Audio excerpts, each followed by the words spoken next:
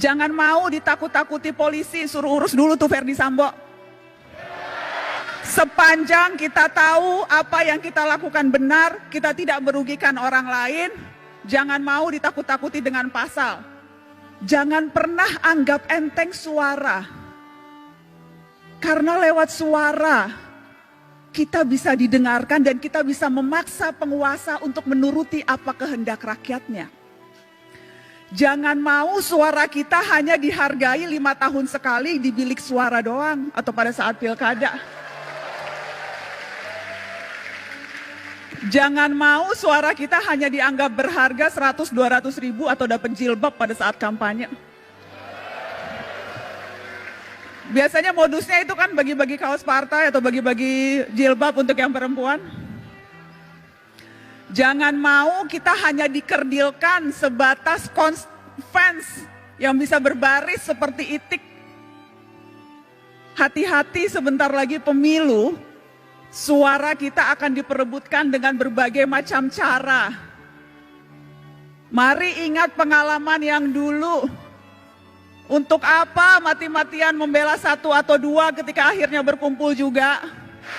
Buat apa musuh-musuhan sampai seolah-olah dunia akan berhenti kalau ternyata yang kalah bergabung dengan yang menang atas nama demi bangsa. Jadi nggak usah terlalu baper dan nggak usah terlalu mati-matian membela tokoh idola. Karena sekali lagi, hitung-hitungan mereka terkadang bukan kita, hitung-hitungannya untung rugi, Pak. Untung rugi kalkulasi politik aja. Karenanya jangan mau dimanfaatkan hanya suara di 5 tahun sekali, tapi gunakan suara itu terutama di hari-hari ini. Ketika ancaman kita untuk bersuara mungkin saja akan dibatasi lewat rancangan kitab undang-undang hukum pidana di mana semua bisa kena.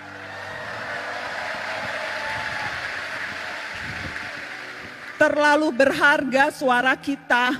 Dan saya selalu bilang ini, cuma itu yang kita punya, suara. Negara punya yang lain. Negara punya kuasa, negara punya tentara, negara punya uang, kita punya apa? Kita punya suara. Dan yang harus kita waspadai adalah ketika kita terlalu takut dan berusaha mengecilkan suara kita, padahal yang kita butuhkan justru teriakan-teriakan. Jadi ya, menjadi pemimpin, menjadi presiden itu bagus, niat mulia. Tapi perhatikan suara-suara orang yang juga tidak punya kuasa, tetapi kalau berkumpul bisa berdaya. Jadi mari rapatkan barisan.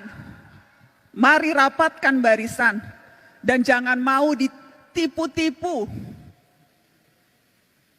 Jangan mau dipergunakan hanya suaranya, tetapi ketika kita menuntut hak-hak kita yang paling dasar, sedasar kebebasan berekspresi dan berbicara, itu kita tidak didengarkan.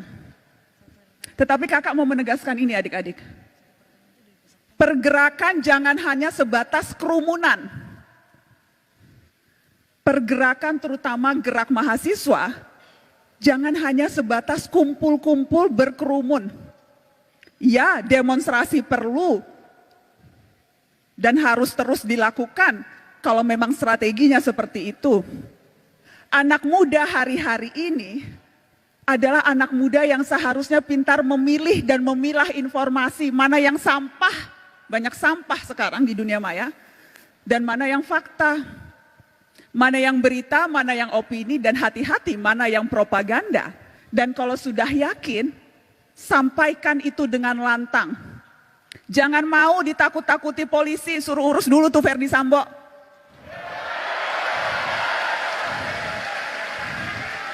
Sepanjang kita tahu apa yang kita lakukan benar, kita tidak merugikan orang lain, jangan mau ditakut-takuti dengan pasal. Kita juga bisa belajar pasal-pasal, kita juga tahu apa hak-hak kita sebagai warga negara. Kalau tidak tahu, cari tahu. Jadi jangan mau gampang ditakut-takuti. Dengan cara itu, kita bisa berdaya dan kita bisa memberdayakan orang lain. Dan harusnya itu ultimate goal kita dalam hidup. Bukan hanya memperbaiki kualitas hidup kita sendiri, tapi bagaimana kita bisa memperbaiki kualitas hidup orang lain. Dan itu bisa dilakukan tanpa jabatan formal, tanpa jadi presiden, tanpa jadi menteri, tanpa jadi anggota DPR, tanpa perlu pangkat yang tinggi. Kita bisa melakukan itu dalam tindakan kecil seharian sekalipun. Karena kuncinya sebetulnya peduli dan bersatu. Kutipan yang selalu saya tunjukkan ke setiap mahasiswa. Ketika Bung Hatta bilang seperti ini, peduli dan bersatu itu adalah kunci.